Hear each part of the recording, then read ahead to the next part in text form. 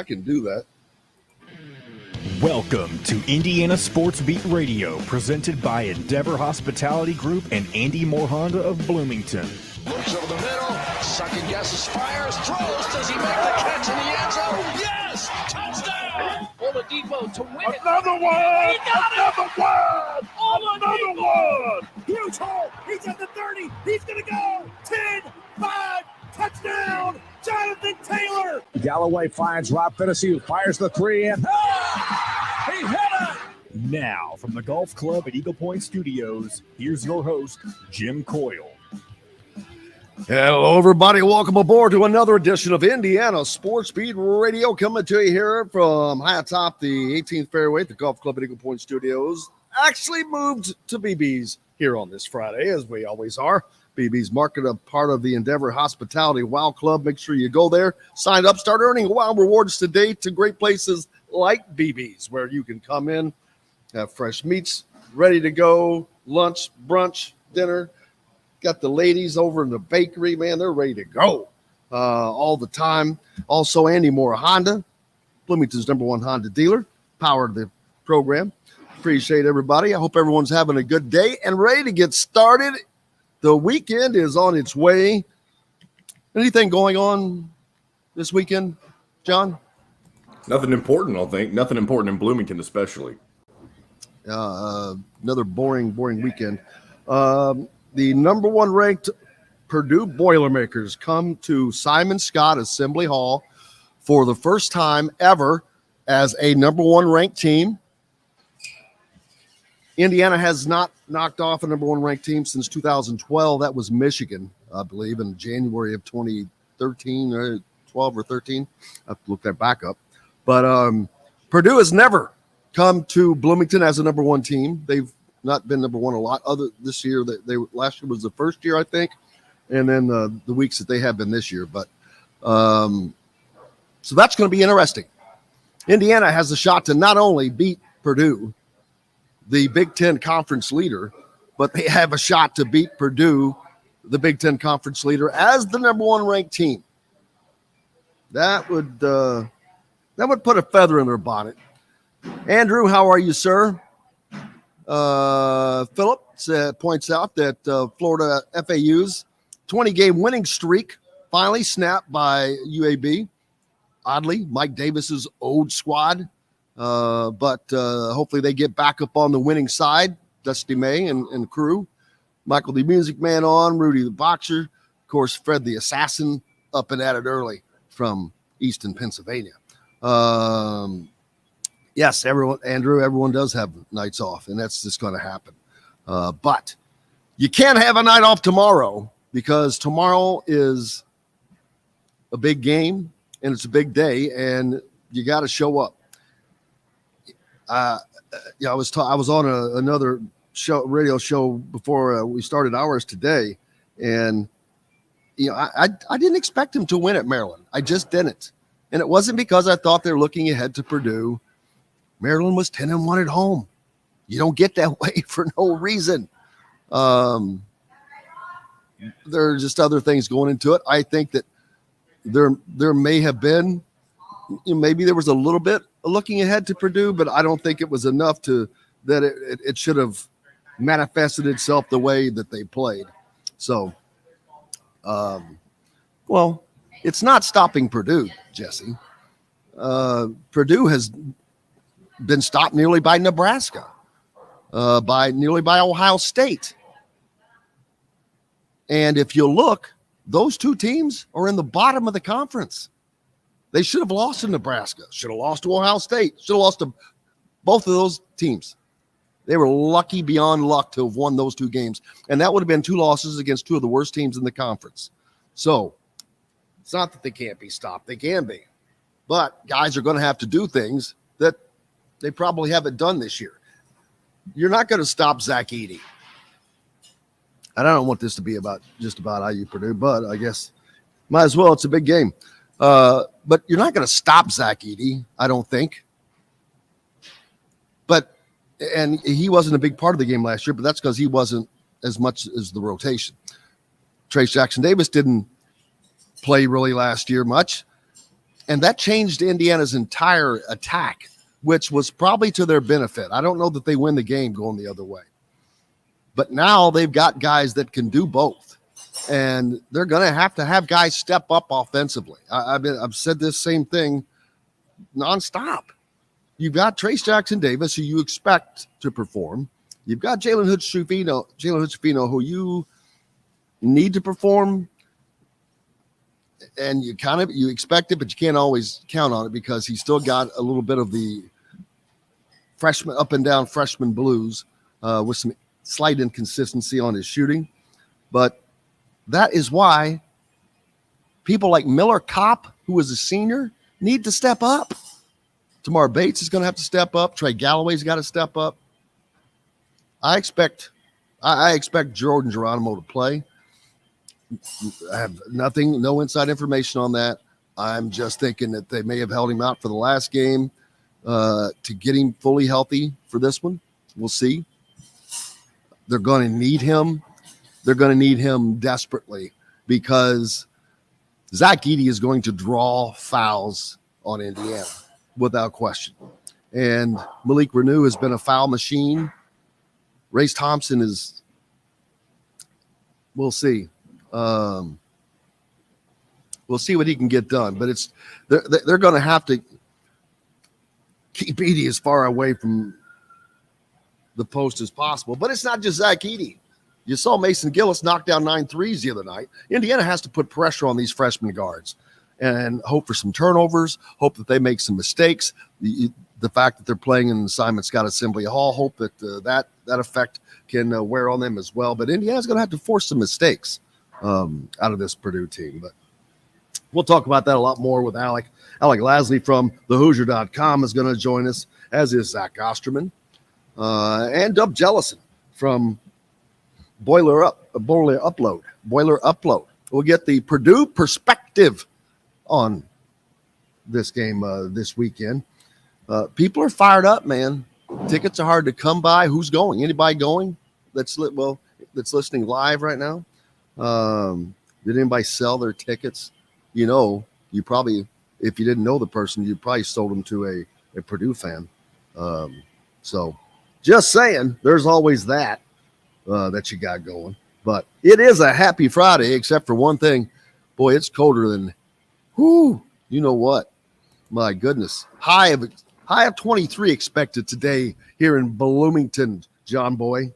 What's Chef JD doing to warm things up? Chef JD's not in yet to warm things up, and I'm not happy about that. Not happy about that at all. So I'll have to go back there and straighten things out in the kitchen. Fred's got his son and their girlfriend are going. Andrew pointing out that Northwestern 3-19 from 3 against Michigan last night. They lose at Welsh Ryan. Threes are very important. They're not the most important thing. We'll talk more about that when we. Is it for break or no? Well, we're good, right? No, you're good. You're good, John. Yeah, when you're up, you got to stay in, man. No, I didn't. Did I drop out? No, but I didn't hear you. Anyway, 20 Purdue by 20. Come on, man. Are you serious? Let's see. Phillips says Rutgers got physical with Purdue's guards when they beat them. Well, yeah, but we don't have Indiana does not have physical guards. So that's not going to be the case. Trey Galloway is not going to out physical anybody, and you cannot afford to have Jalen Hood-Schifino putting hands on guys and getting called for ticky-tack fouls. That's the last thing you can have. Mike jumping on from the land of legend down in Larry Bird country. Appreciate you always. Jennifer's taking her niece to the game, getting her a little piece of IU-Purdue rivalry. Man, this is going to be Simon Scott Assembly Hall is going to be nuts. I'm glad it's a 4:00 game, not a late game, not a noon game. I'm glad it's not a noon game for the students. They would have to stand out there in line in that unbelievable Arctic weather. It's going to be bad enough as it is, but at least it's not But I bet you that some end up having to sleep overnight because I guess that has to do with back when I went to school, we had tickets as a student. You just had your tickets, and your tickets were your tickets. Now they're standing in line for, I don't know what the deal is. I don't know if they get tickets. I think what it is and I could be wrong, I think you have a spot, but you don't have a specific seat, is how it works for them. Yeah, well, that's not how it used to be. It used to be specific ticket. And that makes sense. So I knew well in advance when I was sitting in a stinking balcony. Man, they sent the students up to the balcony? Well, who the hell do you think they send up there? Well, that's not, they don't do that now, do they? Man, it's, well, I mean, it depends. I think that most of them are in the student section in the lower bowl. I'm not saying that's none up there. I don't know. But, I can't imagine they don't. I would imagine. Fred's asking, does anyone know if IU will be saluting Mr. Dick Vitale at the game? I doubt it. I'm not sure what they would salute him for. Hey, Dick, how you doing? But I doubt that. Someone asked yesterday or somewhere if they had stopped a game for Trace Jackson Davis when he became the all-time blocks leader. I'm like, pretty sure not. Indiana doesn't do that stuff. I mean, you're talking about a school that doesn't have names on the jerseys. They don't retire jerseys. Did you know that, John? No. Well, that makes sense though, because you're not numbers are not retired. With a specific player. No numbers are retired at Indiana. Speaking of retired numbers, I know this isn't going to happen, but I think this is silly. You want to retire? What do you think about some of the NFL? I don't know who came up with this idea, but someone in the NFL wanted to retire Tom Brady's number for every single NFL team. How ridiculous is that? Say that again. Someone in the NFL wants to retire Tom Brady's jersey number for every team in the NFL, not just the teams he played on. Who in the NFL? I can't remember who it was, but I saw that either yesterday or the day before. But it's ridiculous, yeah. I think. I agree. Doug says his cancer survival. Well, Doug, I understand that, but no offense, but I'm quite certain that there are a number of people that are probably in the Simon Scott Assembly Hall audience that are cancer survivors that don't get that attention. So I mean, if they do, that'll be nice, but it's not at all something that I'm expecting to see. We've got to take a break. Like, we've got a great lineup. We're let's see. Also going to hear from Mike Woodson as we met with he met with the media yesterday. Alec Lasley up next here on Indiana Sports Beat Radio from thehoosier.com. I'm coming to you from BB's Market here, of course, part of the Endeavor Hospitality Wow Club. Make sure you go there, join, sign up, start earning Wow rewards today to great places like BB's, who has an entire carton, everything full of in-house made products, the best of bakery items, best meats around, and the nicest people you can ever work with. Back with more Indiana Sports Beat Radio right after this. We'll be right back to the Golf Club at Eagle Point Studios for more Indiana Sports Beat Radio with Jim Coyle, presented by Endeavor Hospitality Group and Andy Moore Honda of Bloomington.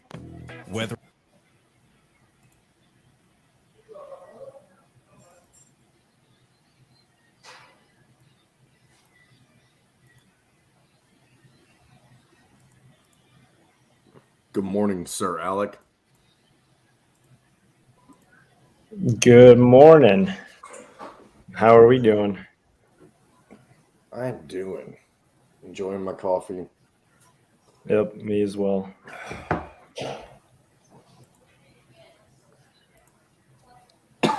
Excuse me. Jim is looking for Chef JD, I believe. Got to get his morning meats. Yeah. Looking for some bacon, eggs, gravy, sausage. All of the I'm gonna above. go for some bacon right now myself.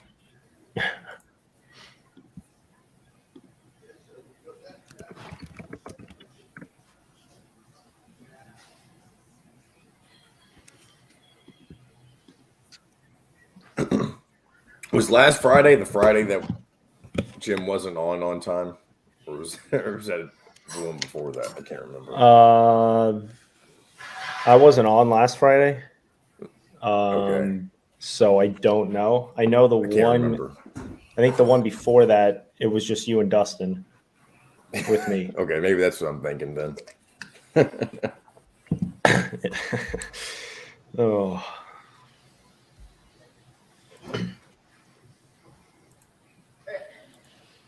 Here he comes. look at that slow walk. I don't want to spill the coffee. I had to saunter so I did not spill the coffee. Hey, I get it. Cannot spill the coffee. Back in just about a minute.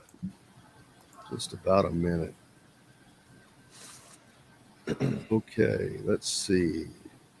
Need to go there and there. And then go. Come on, man.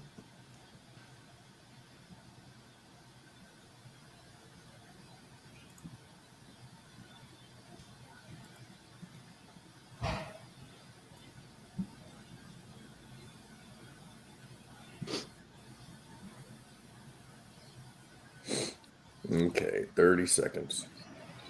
Southern Stone Restaurant, located at the corner of Patterson and Rogers in Bloomington, offers a variety of freshly made fare, tying their roots in limestone with their love of Southern eateries. With quality, local, and organic food as their main focus, Southern Stone strives to always provide their guests with an exceptional dining experience. With weekly specials, quick, attentive service, Southern Stone Restaurant provides delicious, 5-star comfort food with a Southern charm at 2-star prices. Southern Stone Restaurant is part of Endeavor Hospitality's Wow Club. This segment is brought to you by Southern Stone Restaurant.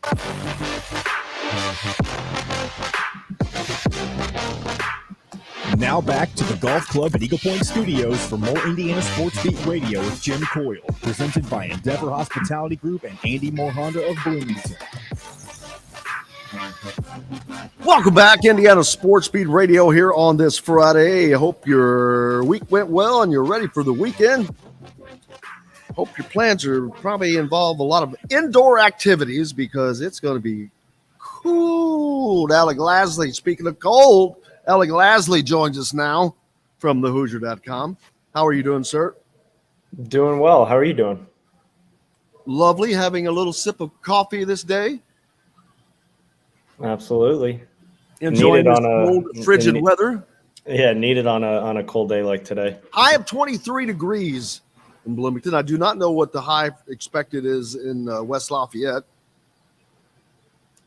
But it doesn't matter. Thank goodness the game is going to be here. Purdue coming into Simon Scott Assembly Hall as the number one ranked team in the country for the first time ever. In this, these teams have played 216 times. Never has Purdue been the number one ranked team in this matchup. And it certainly never happened at Simon Scott Assembly Hall. Well, yeah, this is only the third time since 2000 that both teams have been ranked. So, I mean, that just kind of shows you kind of where this has been the last 20 some odd years, right? I mean, Indiana kind of dominated the first 10, 12 years of that. And then obviously we know what's happened, the last 8 or 9 years outside of the game in Assembly Hall last year. So, it's what this rivalry should be, right? Two teams battling near the top of the Big Ten. Obviously, Purdue with a firm lead on the Big Ten at the moment. Indiana, that loss against Maryland kind of slid them down a little bit earlier this week. But still two teams who not only have, Sweet 16 aspirations, but winning the Big Ten, going a little bit further. And it's something that you haven't had in this rivalry for quite some time. So I think obviously there's always going to be a great atmosphere for this game. But I think this year is going to be even heightened a little bit with what's at stake. Obviously, Purdue coming in, like you said, ranked number 1 in the country, but I think both teams just ranked in general is going to bring a little bit more. Not that this rivalry was never great, right? But over the last decade, it wasn't much of a rivalry. So I think it's going to bring a little bit more validity to outside of the state what this game truly means, not only to Indiana, but just to college basketball in general. Yeah, Indiana's last win over a number 1 ranked team, I said January. It was actually February 2nd of 2013 when they knocked off the Michigan Wolverines, but that was all the way back in 2013 when Indiana was going for a Big Ten championship. And they were ranked. Was that the same season, I'm wondering, or the other season? But either way, Indiana has a great opportunity, not only for a great resume win, obviously a great rivalry win, but just a great win, period.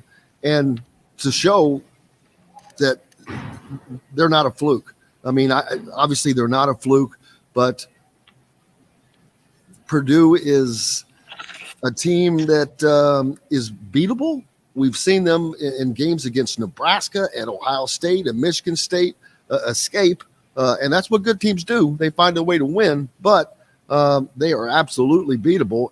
Indiana just has to do what they need to do. It's not much to do with Purdue, other than Zach Edey is going to be Zach Edey. He's going to be a problem. Yeah, he is, right? I mean, I think, we talked to Mike Woodson yesterday, and he pretty much said, Zach Edey is going to get his. There's not really a team this year that's been able to even slow him down much at all. So it comes down to, what Indiana is going to be able to do guarding the perimeter. 2 freshman guards and Fletcher Lawyer and Braden Smith. I think both have played exceptionally well and kind of way above what the expectation was for both of them coming in. Fletcher Lawyer's kind of been that wingman to Zach Edey for most of the season. Still a freshman, though, so does have his inconsistencies, scored in single digits in, I think, 4 out of the last 5 games. So, he's a guy who can get hot in a hurry, though, from beyond the arc. And if he's able to start hitting along with Braden Smith, that's going to cause a lot of problems for this Indiana defense because, they're already banged up in the front court. We don't know what's really going to happen with Jordan Geronimo and or Logan Duncombe. So those are 2 bodies that may not be on the floor. And you have a hobbled Race Thompson. There's not a lot of depth in that front court right now to go up against Zach Edey. So if you're not going to be able to double down or at least hedge and show some sort of relief to that post defender, it's going to be a long day. And I think that's the one thing that you can't have happen is one of those 2 guards really get hot early. But for the most part, I think, Trace Jackson-Davis and Zach Edey are going to neutralize each other. Trace Jackson-Davis has struggled against this Purdue size in the past, but I do think with the way that he's been playing and his ability now to not only pass the ball out of double teams, which he had struggled with coming into this season, that opens up not only his game, but this entire offense. And I don't think you're going to see as many doubles from any of the wings or any of the other post defenders for Purdue. So I think you're going to see a lot of Zach Edey and Trace Jackson-Davis almost offsetting each other. And that's when it comes down to guard and perimeter play. And both teams have been inconsistent at best with that, especially Indiana. And they need some guys to step up on the wing if they want to not only keep this one close, in my opinion, but in order to obviously come away with the win.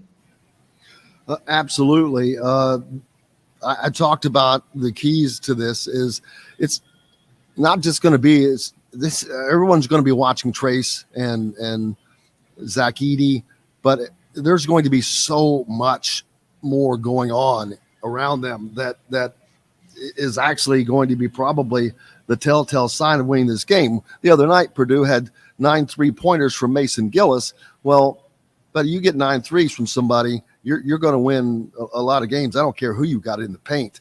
And you've got these other freshmen I talked about. Indiana needs to put pressure on those guys.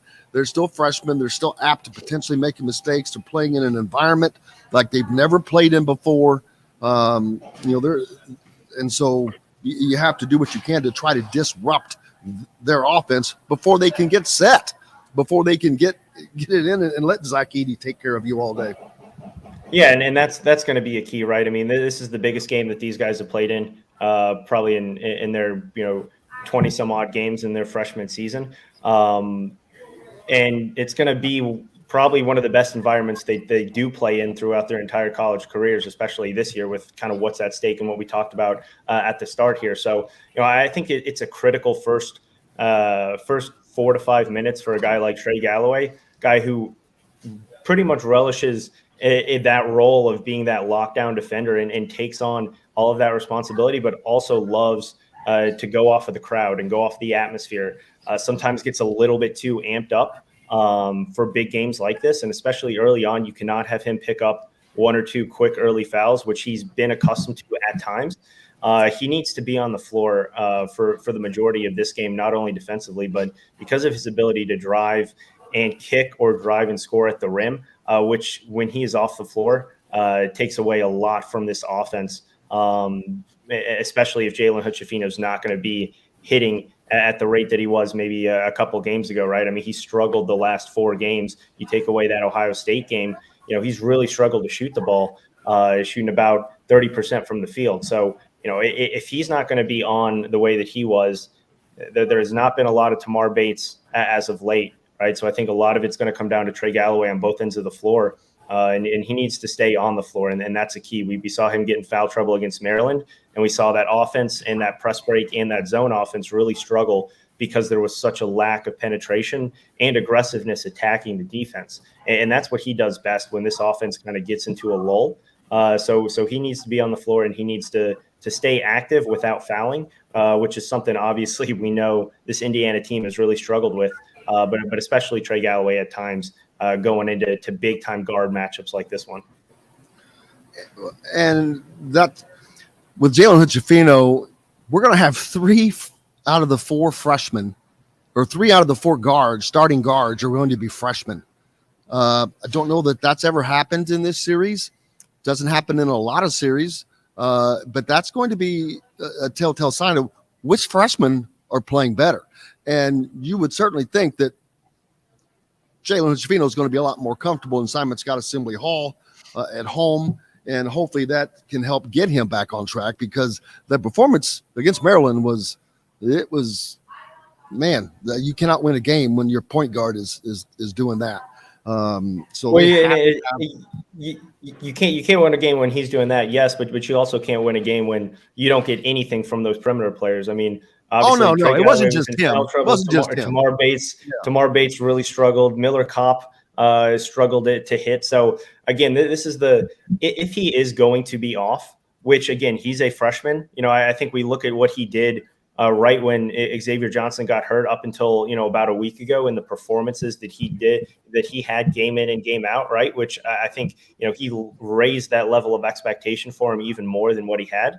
And so if he has a couple off games, which he's allowed to, and like Mike Woodson said against Maryland, just some nights are not yours. The shots just aren't going to fall. That's when you need some of those guys who have been there before, like a Miller Kopp, like a Trey Galloway, even a Tamar Bates, who's now been there, for 2 years, to be able to take some of that responsibility and some of that at least scoring punch off of Jalen Hood-Schifino, because he still needs to stay on the floor as the true main ball handler and penetrator for this offense.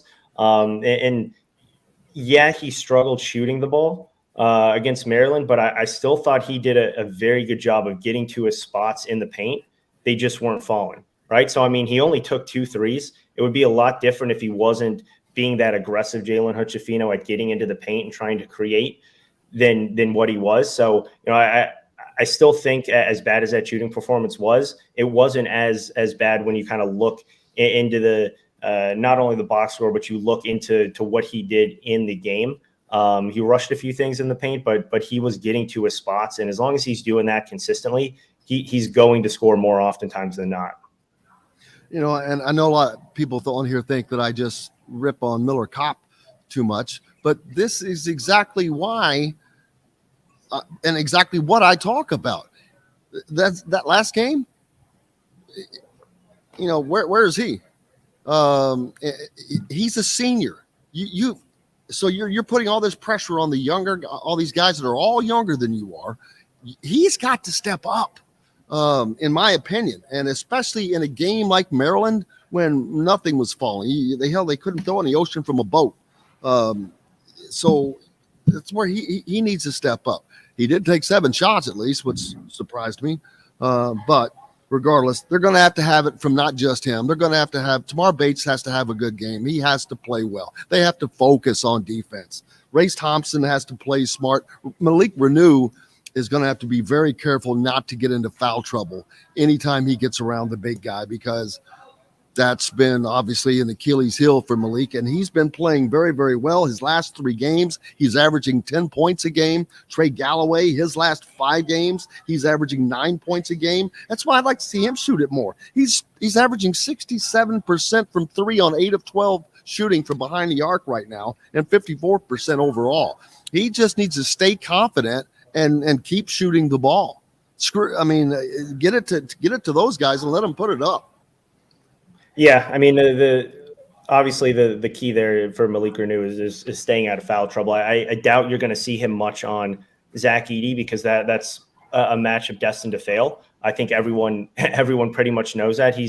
Malik Renew's a physical player, but he's physical in the way of fouling, and Zach Edey draws 7 fouls a game, which is one of the highest rates in the country, and doesn't pick up many fouls. And Malik Renew lives and dies by fouls. Let's be frank, right? On the offensive end, he can draw a decent amount of fouls, but if he's not, he tends to miss those around the rim. And then on the flip side, right, he struggles defensively to be consistent from possession to possession.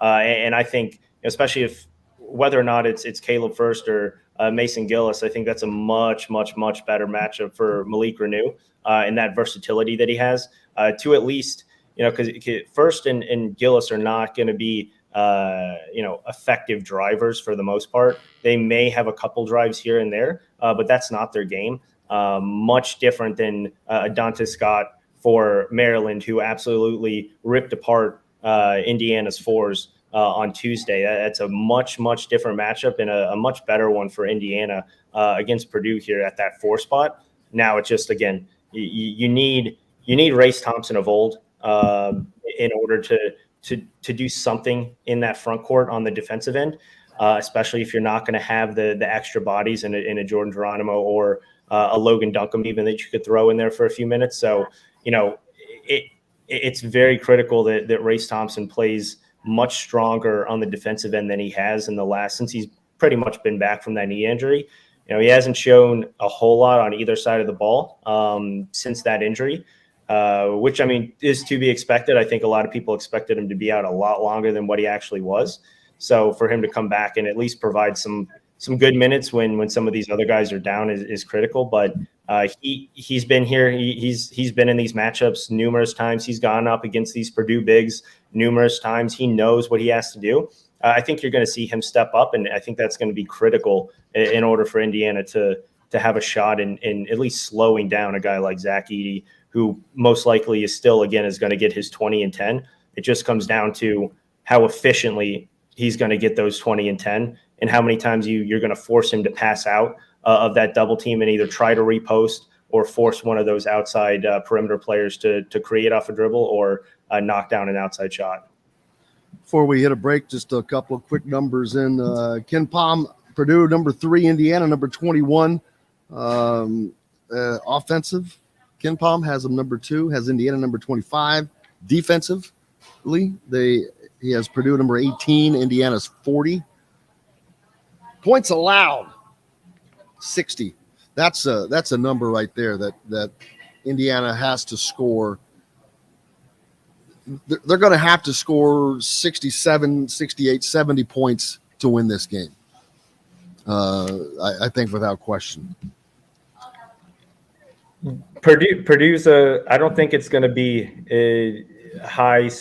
low 70s. I don't think that. I think it's going to be closer to 64, 65.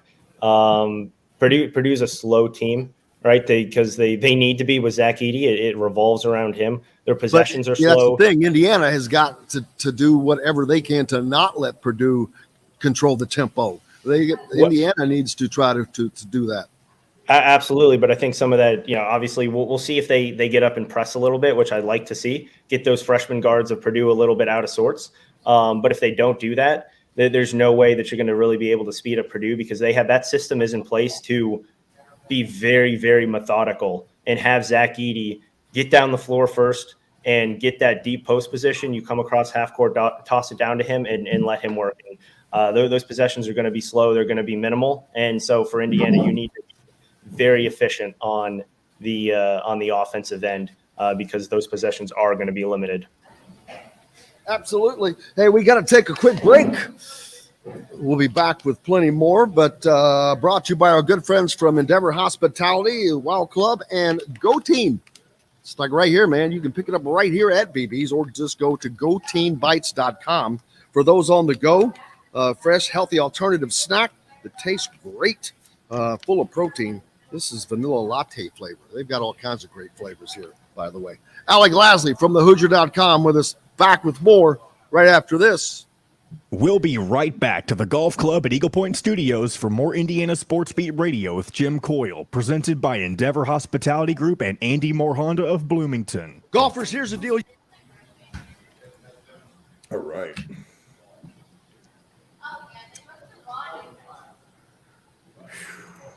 Whoops. Oh, there we go. Where was your all's? Where was that thing you went to last week? Where'd you all go? It was a friend's bachelor party in Miami. Miami, nice.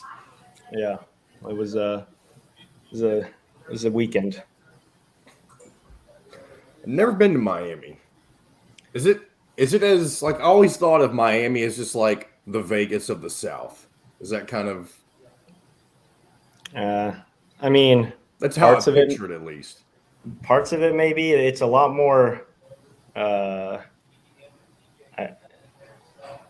I don't know how to fully describe it. I'm much more of a if you're comparing the two, Vegas, in my opinion, is much better in that light.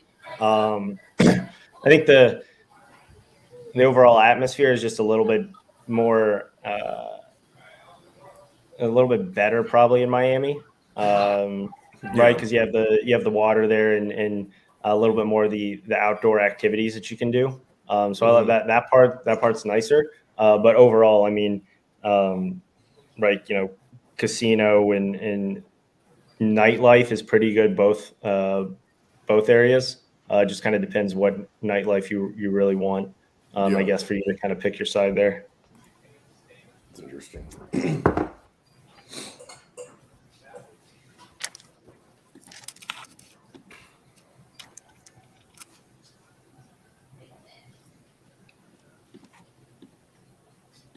You're not married yet, are you? When's your wedding? In June. So not far away, huh? Are y'all going to stay where you're living now, or are y'all going to move somewhere? I mean, at least for now we're staying. But we don't really know exactly kind of what our timeline is. What timeline? He's talking about after my wedding in June and stuff like that. And he's gone. 35 seconds, Jimbo. All right. Wild Club is located next door to Southern Stone Restaurant on Patterson and Rogers. It's one of the most popular gathering spots in Bloomington. Whether you're out on a date with your spouse, friends, or coworkers, Feast Market and Cellar offers an extensive wine selection with a sommelier on staff to help you with your selection. Feast also provides a wide variety of cheeses, gourmet sandwiches, entrees, a coffee bar, bread, pastries, all made fresh and mouthwatering. Stop by Feast Market and Cellar today. This segment is brought to you by Remax Advanced Realty, Indy Home Pros team by Cheryl Sizemore. Now back to the Golf Club at Eagle Point Studios for more Indiana Sports Beat Radio with Jim Coyle, presented by Endeavor Hospitality Group and Andy Moore Honda of Bloomington. Welcome back, Indiana Sports Beat Radio here on this Friday. It is time for the weekend, and it's looks like a good-looking one. Just doesn't feel like a good-looking one. Pretty cold. High of 23 expected here today, so wherever you are, hope you're staying warm. Jim Coyle with you as always. Alec Lasley from thehoosier.com joining us.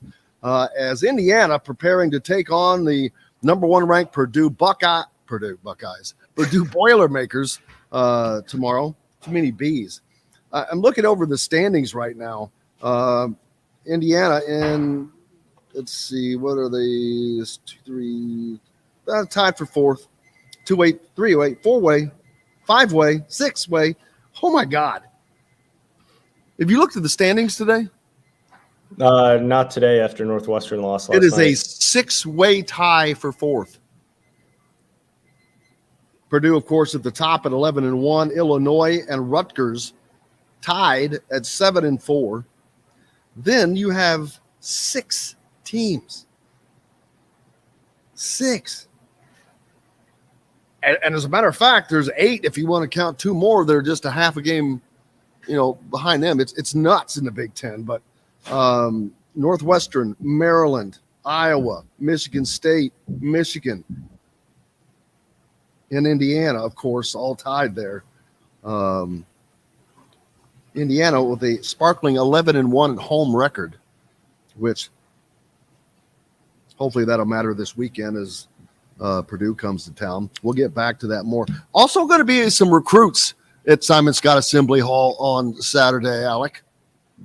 Yeah, the de facto recruiter for Indiana, their 2023 signee Gabe Cupps will be back. Is expected to be back. He's been there now for this will be his 5th or 6th regular season game this year. Last visit was against Michigan State a few weeks ago, so he'll be back for that one. Big name, obviously, in the 2025 class. Jalen Harrelson from Fishers will be back, 5-star guard. It's by my count his 6th visit to Indiana. He's right now, right? He did return last week. He has returned. So yeah, so he is back. And then there are a couple other. Jonathan Powell, teammate of Gabe Cupps, who's been on a few visits to Indiana as well, is expected to be there. And then there's a couple other 2025s that they were just waiting on some confirmation for to make sure that they're making the trip, all in-state guys. And potentially a few other ones that may be late additions to that list. So in total, you're probably going to have 5 or 6 guys there. Obviously, big atmosphere, big game, probably the biggest since the North Carolina atmosphere. So, one that they want to obviously get recruits back and prospects in there for. And if you have Gabe Cupps in there additionally, it's just another punch that you can get from someone who's already obviously committed and signed, who's been nothing but a big cheerleader for Indiana. He was at that Michigan State game, like I said, when Trent Sicily was there. They sat next to each other at the Michigan State game. Now you're probably going to be doing the same with him and Jalen Harrelson. So, what better way to kind of do that when you have a guy who, already loves this university, just as much as the next person in that arena, who hasn't even stepped foot on campus as a student yet. That's a pretty big advantage that not a lot of universities have when it comes to visits and numerous visits after you've already committed. Yeah, and that's key for Indiana because recruiting is going to be of great necessity come next season. We'll talk about that later. We'll have plenty of time to do that, but yeah, that's going to change. But last year, of course, Indiana, a lot of guys in for this game. They were able to pull that win off. Whether they're able to pull the win out or not, it doesn't really have any effect on the recruits. Although winning, probably just losing doesn't hurt you. Just winning just seems to add more flavor to the cake. Yeah, absolutely. I mean, a lot of these guys who come on these visits, right? Obviously, they're paying attention to the game. They want to see who wins and loses. But at the end of the day, if that team loses, it's not a detriment to that recruitment, right? They're probably going to go on 10, 15 other unofficial and official visits, 4 game days where they see teams lose. No team has gone undefeated in a season, obviously, since Indiana. So, we know that teams are going to lose. They know that teams are going to lose. Losing, like you said, it is not going to hinder anything or slow down a recruitment. Winning, though, will obviously be a beneficial part of that recruitment if you continue to do that time and time again. because they're visiting at home, right? A lot of these prospects continue to see win and win and win time and time again. So, that's obviously beneficial. But at the end of the day, it's about the conversations, the relationships, the system, and then obviously the development that these players see in the coaching staff and some of these other players that are there. And that's obviously significant when you talk about some of those Montverde players, a guy like Liam McNeely, Asa Newell, and Derek Queen, who have seen guys like Jalen Hood-Schifino and Malik Renew play at very high levels and play consistently throughout this entire season, get consistent minutes even before the Xavier Johnson injury went down and happened, right? Jalen Hood-Schifino obviously started this entire season. So for guys to see that, that's a lot more important than seeing what happens at the end of the game, win or lose. Yeah, and so they're going to have to be the ambassadors, basically, for this team as they go forward. And like you talked about, sitting on the bench with these guys is a great way for them to do that, especially with a guy that's already committed. That's probably a helping hand for Indiana. Getting back to this matchup, what are your expectations? Knowing where Indiana is right now, I don't want to use the Maryland game as any kind of barometer because, like I said before you came on, I would have never picked them to win that game and did not pick them to win that game. This is a different game. It's a different scenario. Everything is different. They're at home. It's a rivalry game. Jordan Geronimo will probably play. I'm guessing. Total guess. I'm guessing he might play. I doubt that Jalen Hood-Schifino is going to have a game as badly as he did last week. So who knows what's going to happen? But I think it's going to be really exciting. Yeah, and I think Indiana matches up a lot better with Purdue than they did against Maryland, strictly due to the front court matchups. Again, the stretch four, the hybrid four has killed Indiana all season. It's been something that Indiana's not been able to defend, and that's exactly what Maryland does, and that's exactly what they did on Tuesday for Purdue. I mean, it comes down to the perimeter play. We talked about it earlier, but it really does, right? No one's been able to slow down Zach Edey, and I don't expect Indiana to be able to truly do that. I think it's going to be a mismatch with both of those front court players on both ends of the floor. I think Zach Edey's going to get his. I think Trace Jackson-Davis is going to get his. So at the end of the day, it's going to come down to, I think, a guy potentially who comes off of both benches, right? Whether it's Brandon Newman for Purdue, whether it's Tamar Bates for Indiana, or a guy like Jenkins down at the end of the Purdue bench who came in as a grad transfer, who's went the first – I think 17, 18 games, averaging about 2.9 points per game off of that bench. In the last three, averaging about 8.5. So he's starting to come on more as that bench perimeter scorer. I think that's going to be a huge key because I do expect some struggles from not only one of the Purdue freshman guards, but also we can't expect 2 out of the 3, 2 out of the 4 Indiana perimeter players to be on. So I think you need a big game out of Tamar Bates because he's definitely able to create off of the dribble much better than a guy like Miller Kopp, even a guy like Trey Galloway in terms of creating their own shot. And so I think that's going to be one of the biggest keys is who wins that kind of reserve guard matchup. Because if Tamar Bates goes scoreless or goes 1 for 5 again, like he pretty much has consistently over the last 6-7 games, that's going to be a huge issue for Indiana to try to overcome unless you have Miller Kopp, Trey Galloway, and Jalen Hood-Schifino all on and all hitting. Because I think Malik Renew is going to have a good game. I don't think he's going to be a difference maker. And so I think like I said earlier, it's really, really going to come down to those guards and those perimeter players.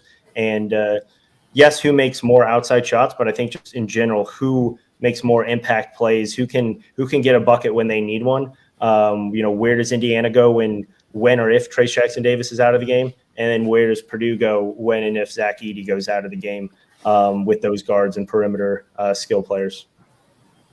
the perimeter is going to be of extreme importance for Indiana. You cannot, under any circumstance, let Purdue have any confidence from out there on the road, because if they have any confidence shooting that ball from outside, that is going to be the difference maker. Because, like I said, Zach Edey is going to get his if he has to have help to win this game. And that's what Indiana has got to shut down. So we've seen their perimeter defense come and go. But hopefully that this is a week where they're focused on it and are ready for it and are able to, like I said, put pressure on those freshman guards. But most of all, who do you think is going to draw the assignment on Mason Gillis? I mean, so he's been coming off the bench, so I think that's an easy matchup with Malik Renew. I think you're going to. Yeah, I mean, Mason Gillis is. You're not going to put him on Zach. That's a big difference in speed between those two guys. So then where are you going to play Malik Renew? I understand. I'm just saying how Mason Gillis is not. If Mason Gillis is scoring off of the dribble and becoming a driver and creating opportunities, then Indiana has no shot in this game, because that's not his game. I was not talking about him scoring off the drive. More, he knocked out. So if he's 9 threes the other night. But so if he's a standstill shooter, he's not a guy who's moving a lot without the ball. So as long as Malik Renew just knows where he's at, right, that's all that he needs to do. He's not going to have to exert a lot of energy trying to stop Mason Gillis off of the dribble or coming around screens, much like he had to do against Maryland at times. And I don't think the Purdue guards are going to be able to beat the Indiana guards off of the dribble as much as Maryland did. Definitely not as much as Maryland did, but even some other teams, due to the size and length advantage and quickness advantage at times that Indiana will have with that backcourt of Purdue. And Fletcher Lawyer is a very good shooter. He has not shown the ability consistently to beat someone off of the dribble. So he's more of a perimeter oriented player at this point. So that limits some of the driving opportunities and some of that hedge and recover that Malik Renew has to do. So I think that's for me that's where I would throw him and Caleb first. And then you take turns on Zach Edey and you double down. I think it'll be interesting to see where a guy like Ethan Morton, Purdue wing, is lined up, where Zach Edey's lined up. If they're on the same side, I think that's an easy double team from that wing defender, because Ethan Morton's not a scoring option. He's not an outside shooter, and he's not going to beat you from the outside. Now, if he's on the opposite side of the floor, that creates a little bit more of a mismatch, because that's probably going to be a guy like Braden Smith or Fletcher Lawyer out on the wing, passing that ball into Zach Edey, and you don't want to leave either one of those two. So that's going to create a little bit more of a dilemma for Indiana. But I think the Malik Renew matchup, in my opinion, is an easy one. It's either First or Gillis. And again, if Malik Renew is going to struggle to guard those two, then he has no place in playing in this game, because you have nowhere else to put him. And I think that's going to show you a lot about his toughness, but it's also, his mental ability to stick to the scouting report and understand that these guys, one, are not going to beat you off the dribble, and two, you're going to have to live with them taking outside shots. And if Mason Gillis hits 9 threes again, then you just say you're not going to win the game. Yeah, you just say it wasn't your day. So if that happens, then so be it. But that's the way to beat Purdue and force those guys to take those shots. What can the folks look forward to on thehoosier.com? Yeah, obviously have some recruiting stuff coming out today. Some recaps of the last week of the couple visitors that they had last weekend, and then looking forward to obviously who's coming in today and some stuff like that. And then deeper look into kind of the Purdue matchup, some scouting stuff, and then we have a couple other stories coming out just about the rivalry in general. So got a couple good things coming up over the next 24 to 48 hours here. Make sure you check it out at thehoosier.com and give Alec Lasley a follow on Twitter. As a matter of fact, if you take your phone out right now, those of you listening, and open up Twitter and give me a follow at Jim Coyle ISB, and the same for Alec Lasley. Hey, we've got more Indiana Sports Beat Radio coming up. Alec, thanks a lot, brother. We'll see you later on.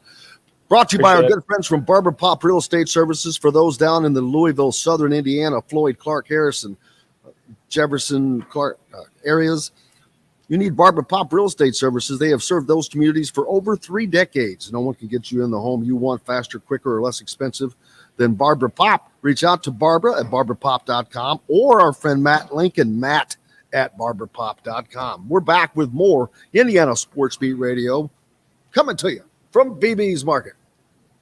We'll be right back to the golf club at Eagle Point Studios for more Indiana Sports Beat Radio with Jim Coyle, presented by Endeavor Hospitality Group and Andy Moore Honda of Bloomington.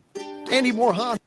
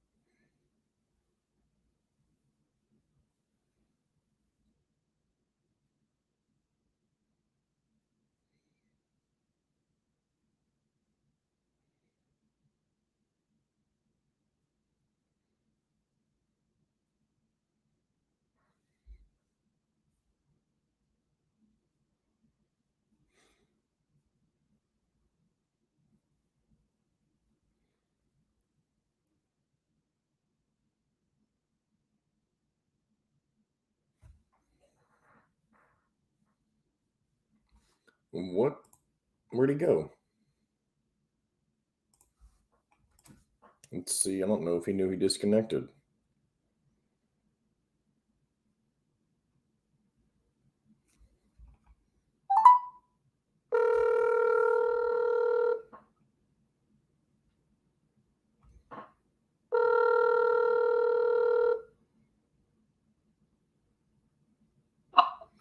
Hey. Yeah, I see that. Okay, here we go. Here's Zach's hopping on too. I'm not on. I know. Started. Hey, Zach. Jim just disconnected for a moment. We're waiting for him to hop back on. Gotcha.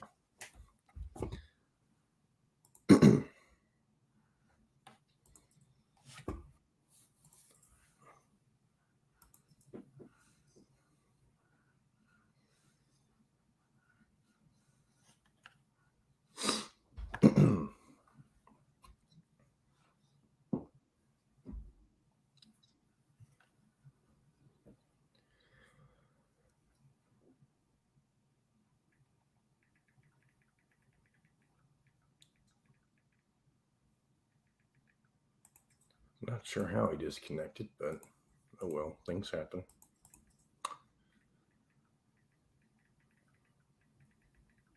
All right.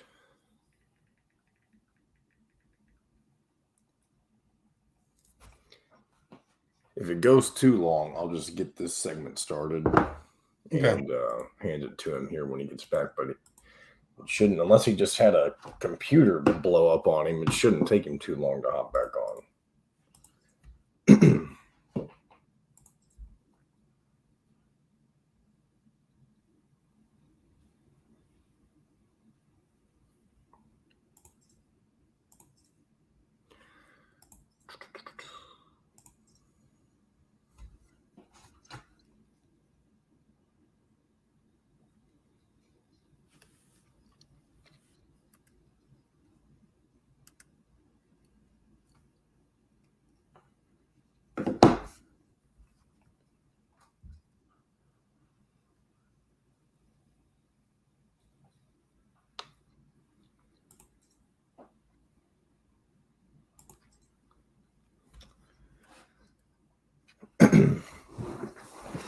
Okay, here he comes, it looks like.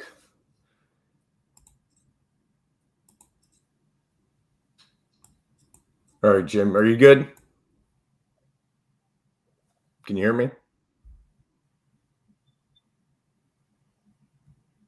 Can you hear me?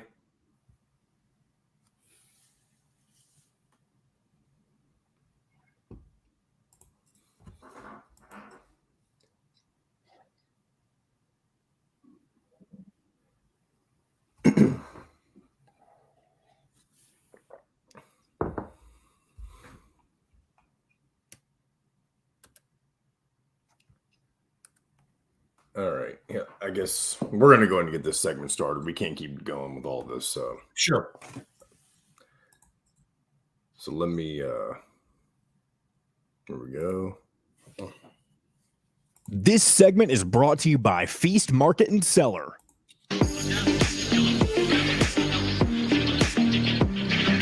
Now back to the Golf Club at Eagle Point Studios for more Indiana Sports Beat Radio with Jim Coyle, presented by Endeavor Hospitality Group and Andy Moore Honda of Bloomington. Welcome back to Indiana Sports Beat Radio. Jim Coyle will be back with us shortly. Right now, filling in for him, John, the producer. Zach Osterman with us from the Indy Star. Going to preview a little Indiana-Purdue, as we've been doing with all of our guests today. How you doing today, Zach? I'm good. How about you? Doing just fine. Obviously, we've made note multiple times already today. Purdue's never come into Assembly Hall as the number one ranked team in the country. And obviously, it would be a big game regardless, but there's an added, I guess, sense of urgency to this game for Indiana. Not that they absolutely need this win, but it would do wonders for them in the Big Ten race. It would do wonders for them as a signature victory to start out in the month of February. Just a lot of, and not even to mention the Big Ten Player of the Year / National Player of the Race, National Player of the Year race between Trace Jackson Davis and Zach Edey. So a lot of sub storylines going on with this particular Indiana and Purdue game. What are your kind of opening thoughts on what's going on with it? You know, I think you're right. There's a lot going on. And obviously anytime Indiana and Purdue get together, it's going to be noteworthy. If it's not the best basketball rivalry in the Big Ten, it's one of probably two, and I would argue it's probably the best. I think it is kind of taken on a different sort of significance in recent years. Indiana has been struggling. Purdue has not necessarily defined itself by beating Indiana, but I think that long win streak Purdue built against Indiana, to a lot of Purdue fans sort of was one of the things, not the only thing, but one of the things that kind of validated how much more stable Purdue had become than Indiana as a program. Obviously, they split the series last year, 2 good games. Indiana played well and lost up in West Lafayette, won on that late Rob Finney shot in Bloomington. I mean, you mentioned a lot of the storylines for this game. I'm also fascinated by last year because it doesn't feel like there's a lot, despite the fact that, the 2 leading men in this game both played in last year's game, despite the fact that, obviously Purdue's still got guys like Brandon Newman and Ethan Morton and Mason Gillis. And of course, Indiana's got, Tamar Bates and Race Thompson and Jordan Geronimo and whoever else, Trey Galloway. It doesn't feel like there's a ton you can take from last year's matchups and overlay onto this year's matchups. It feels like for a variety of reasons, this game and the one up in West Lafayette will be kind of all their own. And for Indiana, I think it's a very big game. They don't need to win it. It's not like last year where Purdue wound up kind of being Indiana's signature win, Indiana's only good win. Indiana's already got good wins, and there's plenty more opportunity for good wins. But what I will say is, if you kind of take Rutgers and Purdue sort of a piece together, those are 2 very losable games, and not in a trap game sense or anything, but just because those are good teams that have matchups that Indiana might struggle with. And you lose those games, suddenly you've lost 3 in a row again, and it's not about the 5-game win streak. It's about being 5-6 since the turn of the year. And it feels like things are kind of moving in the wrong direction again. But you win both, and certainly if you win Saturday against really wouldn't matter who they are. It's the number 1 team in the country. But when it's your rival, and it's everything you mentioned that kind of gives this game top billing, it means even more. It would make a substantial. It would give this season, which is already in a pretty good position or a pretty good place, a substantial boost. Jim, you with us? Absolutely. Enjoying the conversation. I'm going to hand things Zach, back over how to you you. doing, buddy? I'm good, Jim. How are you? Oh, I'm just trying to stay warm, man. I'm just trying to stay warm. I know you guys were, thank you. Sorry about that. I lost my connection there. But, this game is going to be just, like you said, Indiana's not picked to win this game. The only people that expect Indiana to win this game are Indiana fans. Outside of that, I don't think that anyone really expects them to win. Can they win? Absolutely. I think that they can, but they're going to have to do things that they didn't do in the Maryland game and that they haven't done consistently this year. One of those is get consistent play at the point. And Jalen Hood-Schifino, I know he's a freshman, and you get your ups and downs, but he's going to have to play a solid game tomorrow afternoon because they're going to probably get good guard play, but that's something else that you can't count on as they have two freshmen as well. No, I think that, someone like Hood-Schifino, that goes both ways. I think it's you've got to get his best offensively. You've probably also got to get his best defensively because while I don't think you can just smother them out of the game, I think they're too good for that. If you're Indiana, you need to try and create some disadvantages with Purdue's guards. They are young. They're very good. They fit what Purdue is doing really, really well. But this is going to be a tough environment, and Indiana is already a defense that pressures the ball, that pressures the perimeter, that wants to make it difficult. If you want to stop Zach Edey, one of the best ways to do that is stop the ball getting into Zach Edey easily.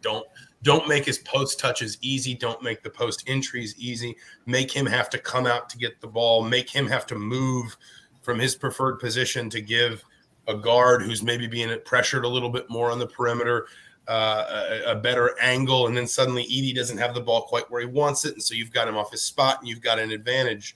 I think someone like Hood-Schifino, it's not just the points, though that's part of it. Indiana probably can't afford another 1 for 14 like he had at Maryland, and I don't, listen, freshmen are allowed to have those games, especially he'd been sick the previous couple days. You understand where that came from, but you need more from him in a game like this. But I also think you need more from Hood-Schifino, among others. It's not just him. Defensively, because I think how Indiana defends Purdue's backcourt, put Purdue's backcourt in any kind of pressure or kind of threat, I think is going to make a really big difference in this game.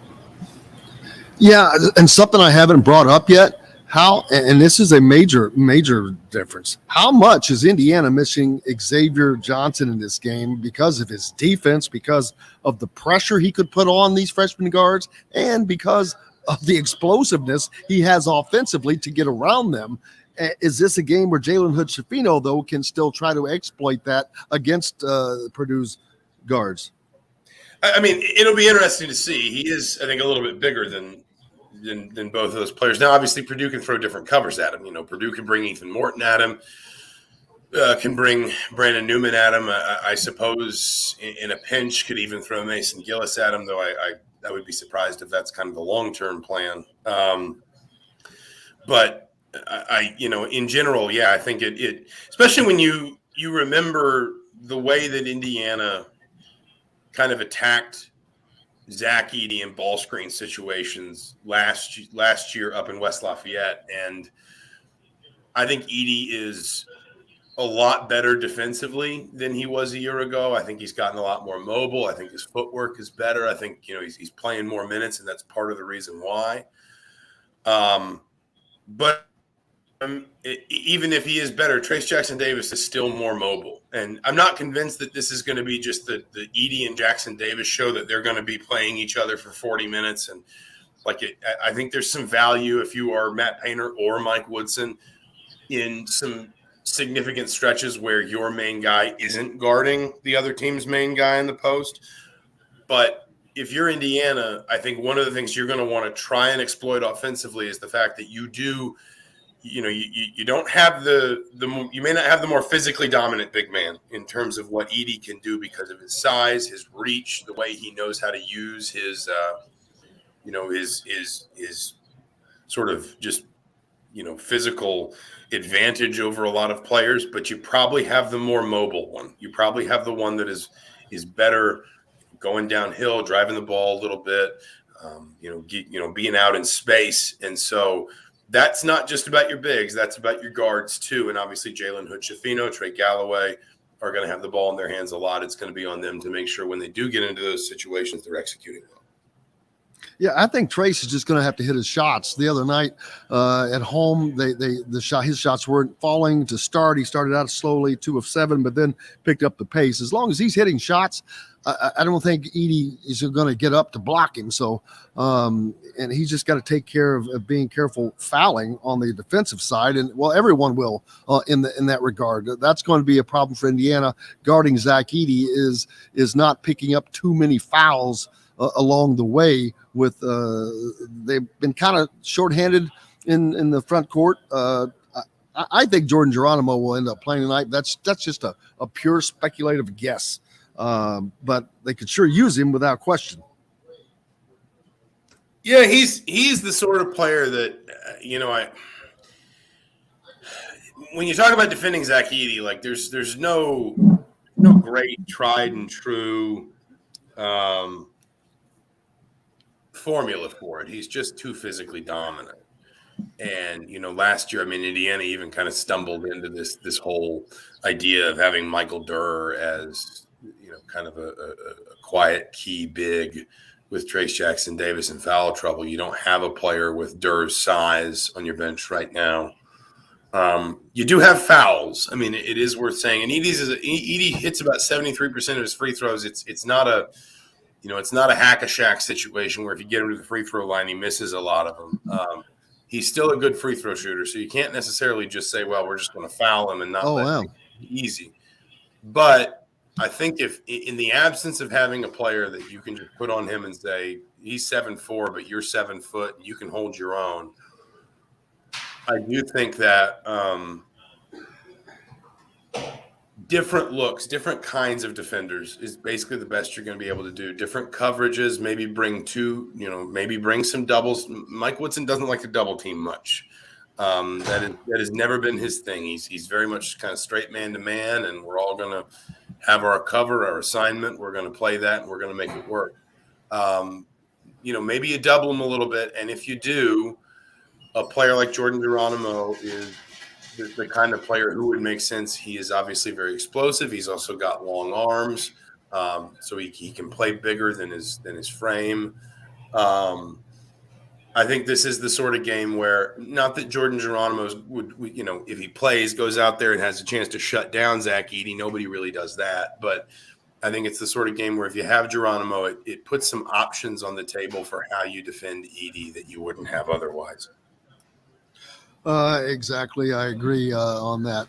What obviously you'll be at the game tomorrow, so that's up. What's up next to you? You have anything that's come out today?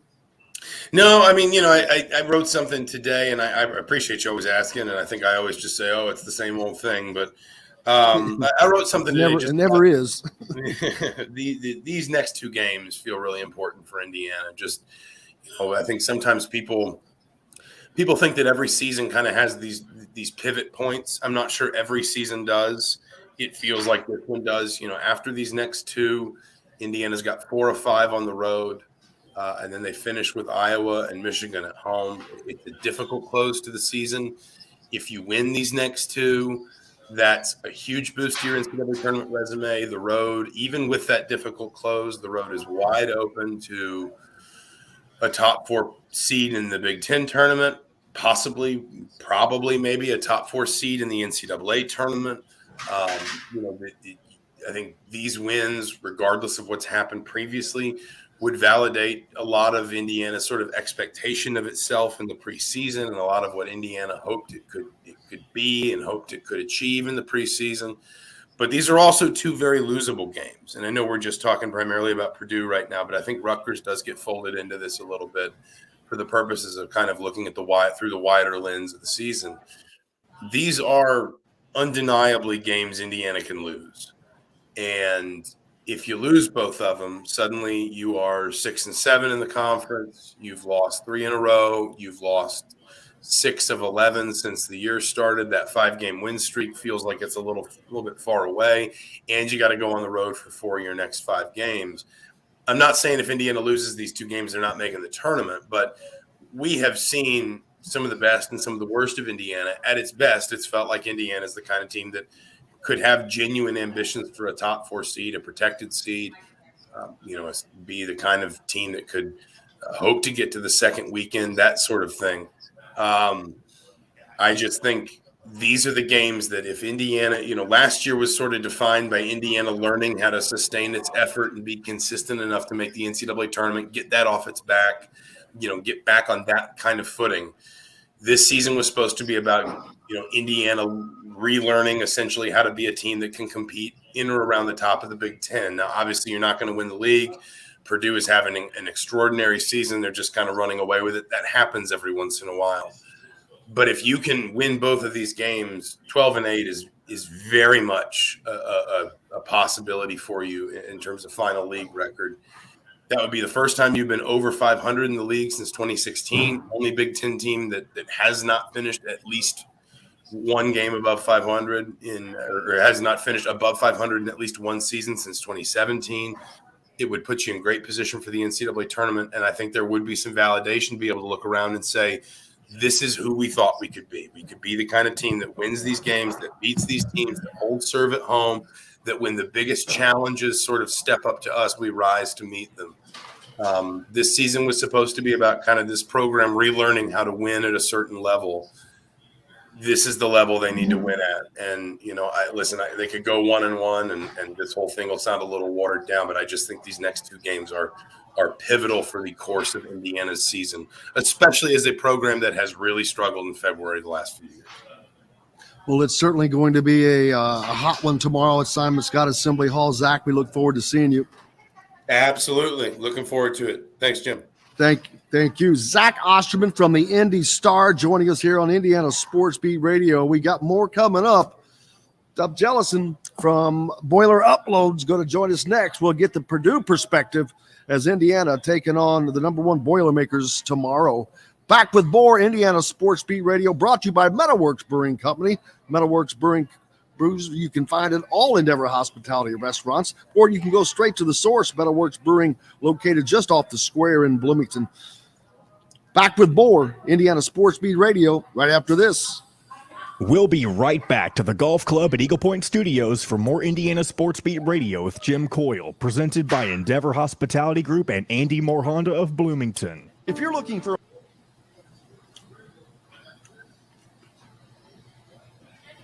Hey, Dub, how are you, man? I'm doing well, man. How are you? Good to meet you. Yeah, most definitely. Are you outside? I'm inside. Oh, okay. I was going to say, damn, I know you're freezing your ass off. It's too dark for him to be outside. Well, I couldn't tell. He could have been in the parking lot, man. He was wearing that coat. It looks like a coat. I'm like, going, damn, is he outside? Nah, I'm in my room. It's nice and warm in here. Buddy, it is. What is the temperature up there? I think it's at 12 this morning. Wow. It says 13 on my phone right now, so. You coming down tomorrow, I assume? No, Casey will be the one going down. Casey is.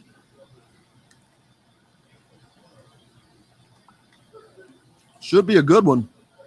Yeah, I'm jealous I don't get to see that environment down in Assembly Hall. Yes, because tomorrow will be up there. Mm-hmm, most definitely. It will be juiced. I feel like even more so than last year. Oh, I said that earlier. I said I pretty much that same thing, and I believe that. And because last year no one thought Indiana had a chance, I don't think. And now it's kind of a toss-up. Hell no. If they do, they should get kicked out. Boy, please, let's talk about that. Got 1 minute, Jimbo. Court storming is not allowed in a freaking Big Ten game. Come on, man. I remember when Penn State did it, I believe, when they beat Michigan back in the day. Hell, Indiana did it last year against Purdue. Yeah. I think the complaints about storming the court are overrated. I don't think that's really easy. Well, I don't care, but it's played out. People complaining about it, at least. Doing it is played out. You're not wrong about that. But I think people should make less of a big deal about it when it happens. We're going to bring Cabro's comment up. All right, here we go. Of a passion for beer, food, and custom metal art. Check out their custom growlers. Metalworks Brewing Company has an updated menu, new brews, and will be offered in all Endeavor Hospitality restaurants. Come taste what Dr. Hops is brewing. Metalworks Brewing Company. Bring your passion and your thirst. This segment is brought to you by Courtroom Sports Grill in Bedford. Now back to the Golf Club at Eagle Point Studios for more Indiana Sports Beat Radio with Jim Coyle, presented by Endeavor Hospitality Group and Andy Moore Honda of Bloomington. Welcome back, Indiana Sports Beat Radio here on this Friday. Normally coming to you from high atop the 18th fairway at the Golf Club at Eagle Point Studios, but of course on Fridays we're at BB's Market, part of the Endeavor Hospitality Wild Club. Make sure you sign up, join the Wild Club, start earning wild rewards today to great places like Sports Room Courts Grill down in Bedford. Great place to catch a ball game, take the family for dinner. Incredible tasting Cajun cuisine. Joined now by Dub Jellison from Boiler Upload. We're going to get the perspective from the other side. Dub, how are you doing, man? I'm doing well, Jim. Nice to be with you. You as well, Dub. Boiler Upload is the rivals site for Purdue, and you guys have had plenty to write about over the course of this season. It has been an incredible season for Purdue. Obviously, I don't cover them as much other than Big Ten, but where is this ranking as far as starts for them? Number one, undoubtedly. Okay, because I couldn't remember if they'd ever had a season where they had just had one loss this far into the season. Yeah, I believe it was 2018, excuse me. 2018, they went 17-1 and then – or 17-2, excuse me. And then back in the 90s under Coach Gene Cady, they went 17-1 as well. And, I mean, this team's 21-1 now, so blowing those starts out of the water. Yeah, well, they've certainly been getting it done. And this season, no less. But not only that, in the Big Ten, still able to get through with just one loss. They had a couple of close calls with Nebraska and Ohio State, Michigan State, but just the one loss.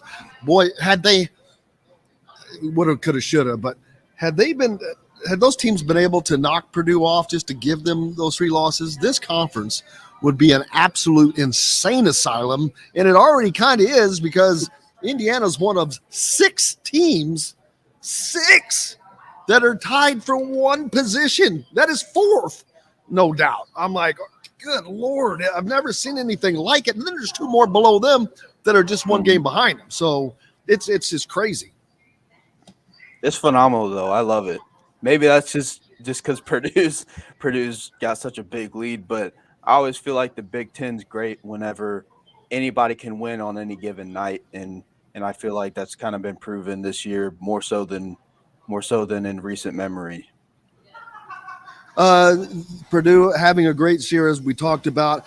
One of their most recent wins, Mason Gillis was the guy who stepped up and has not.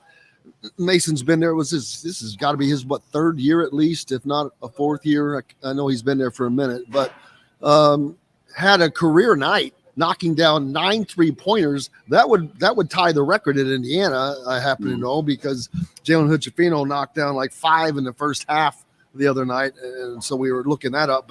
But 9, what a night he had! And it's one of the things we've talked about today is you cannot, whether it's him or someone else, Indiana has to defend the perimeter, cannot let Purdue get off on three-point shots. And I think they have to really put pressure on those freshman guards. They're playing in Assembly Hall. That should be a lot for them in and of itself.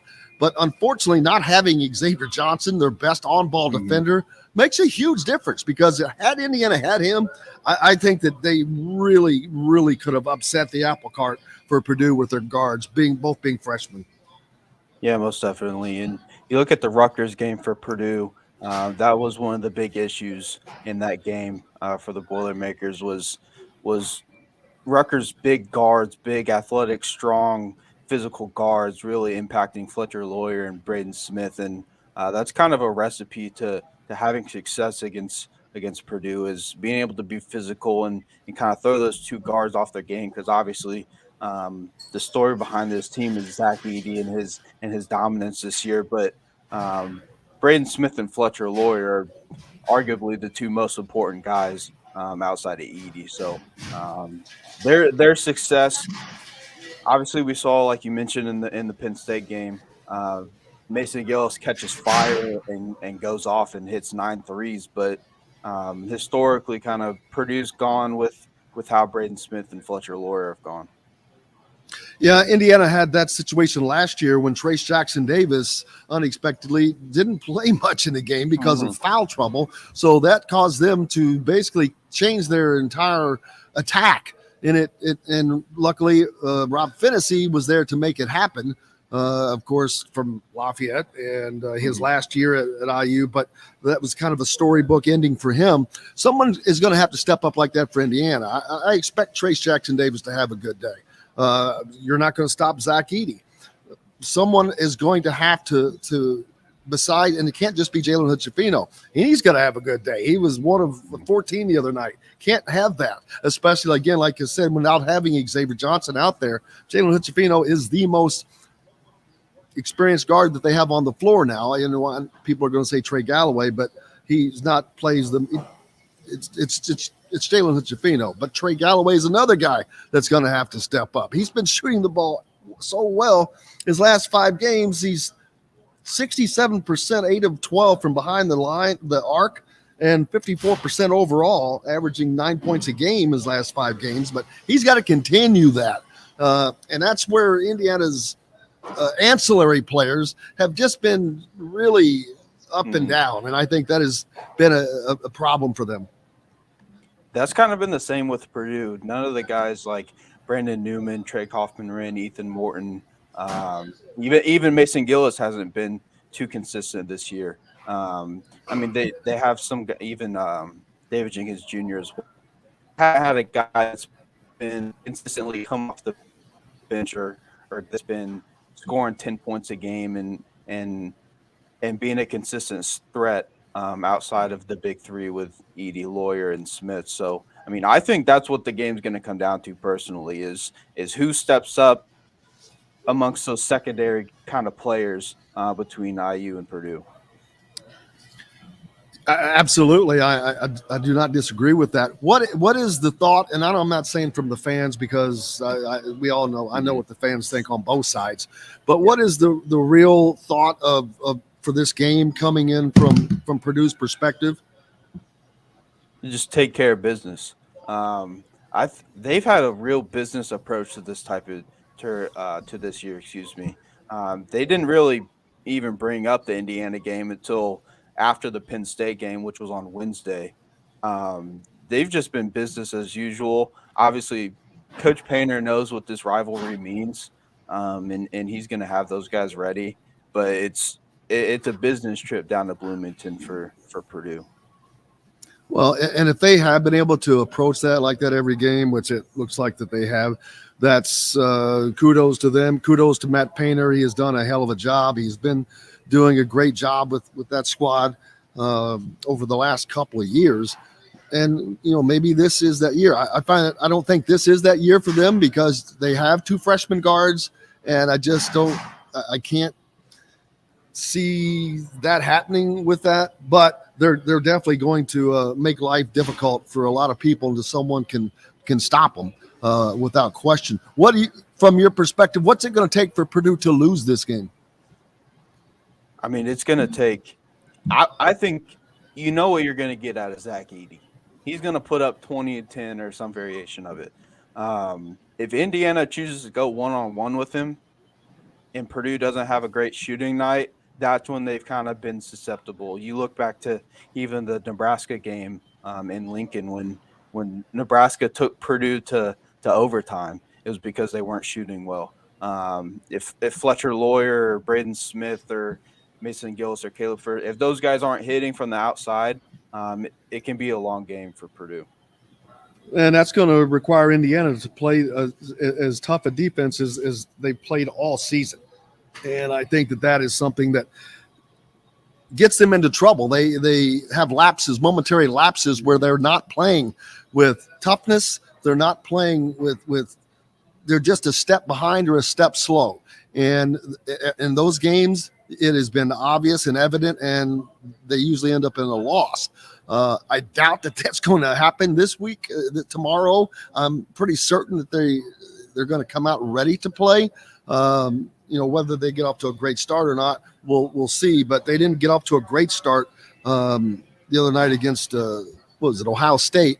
But my gosh, then they go on this 15-0, 17-1, and then end up being a 19-1 run where you blitz somebody, and just simply having that capability, because that was a tight game until it wasn't, and then all of a sudden it was like, what the hell just happened?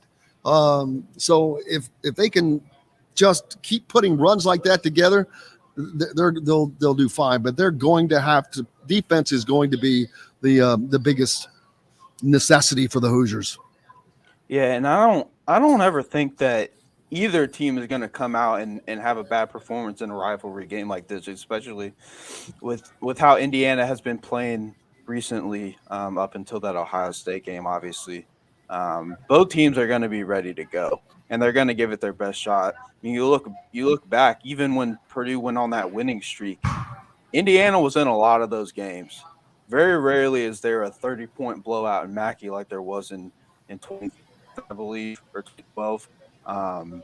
I mean, these teams are going to come ready to play, and it's going to come down to the final minute like it did last year. Yeah, it's been a lot talked about this week. Tickets going for a high price. I would imagine the students are probably going to be standing in line tonight, which, boy, I don't know about that. They did that for the North Carolina game, but it was not sub-zero weather. Yeah. So let's hope that they don't have to do that. Maybe they'll let them stand in line in the buildings or something. But yeah, looking forward to this game. It is going to be got Dickie B in the house. Now, Indiana has not knocked off a number one team since 2013. It was in conference play against Michigan, but they have obviously they do have a penchant for knocking off top 5 teams in Scott Assembly Hall. Last year, Purdue, number 4, comes in and gets knocked off, and they have yet another opportunity to not only. This is the first time that Purdue has ever come to Bloomington as a number 1 team, and so this is going to be just a jacked up environment. A lot of people talking about ESPN going to Cameron instead of for setting this game as the game day. Well, of course, ESPN is going to that comes down to ESPN and the ACC having an agreement. They don't care about the Big Ten. They're not going to promote the Big Ten. So there's that. What's your prediction, man?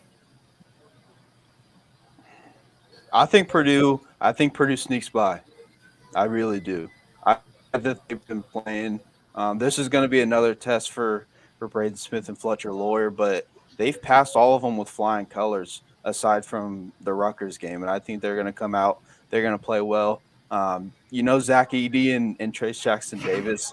I would love nothing more than to see those two guys both have a 30-10 game and just keep going back and forth.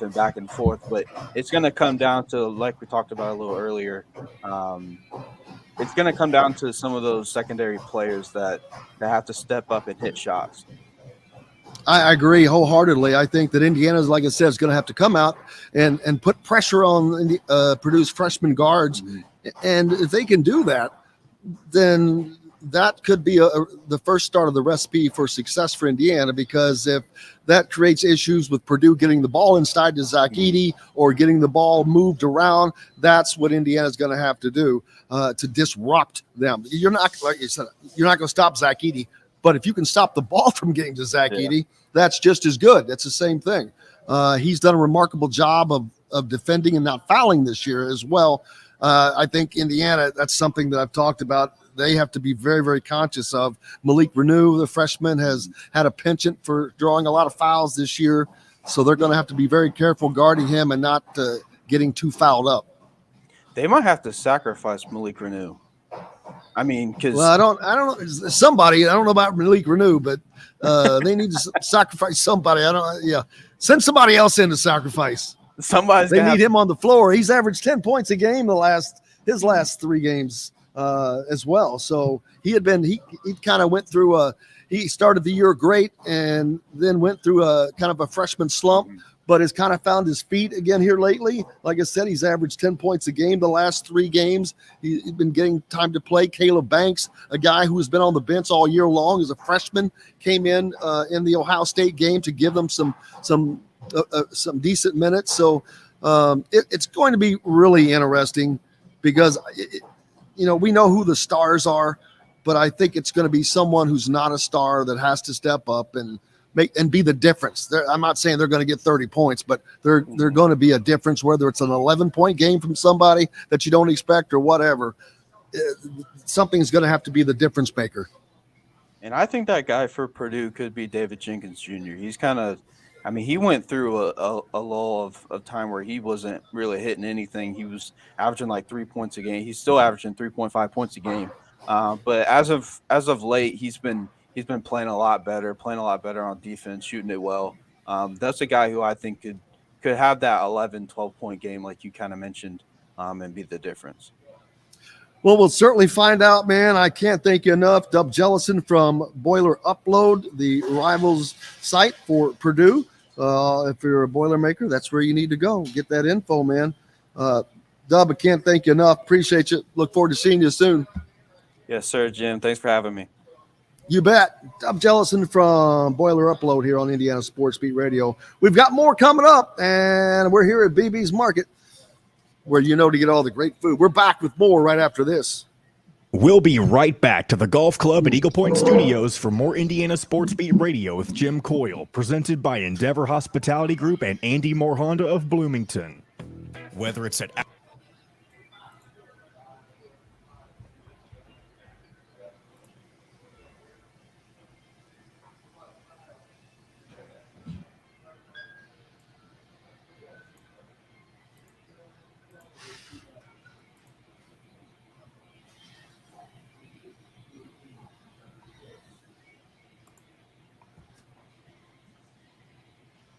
How's that set up? Ready? How's that set up? That's good. Well, it took us 4 months. We got to figure it out. Figure that out? I'm glad you figured it out. Well, they did the rail or something else.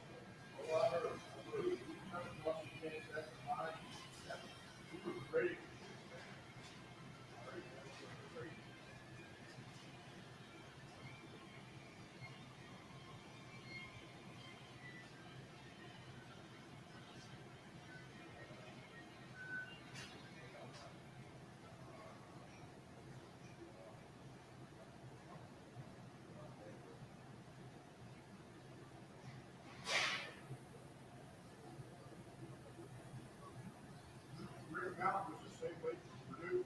Oh, yeah.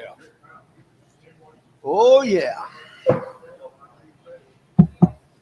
All right, Jimbo, I've got a couple Mike Woodson clips for you here. You are the best. I've got, excuse me, your question and Alec's question. Alec asked. I forget what I. You forget what you asked? Yeah. You asked him about being able to hold down Purdue's freshmen, and Alec asked him about Purdue's guard play. Well, that's one and the same. I guess it is similar questions. Yeah.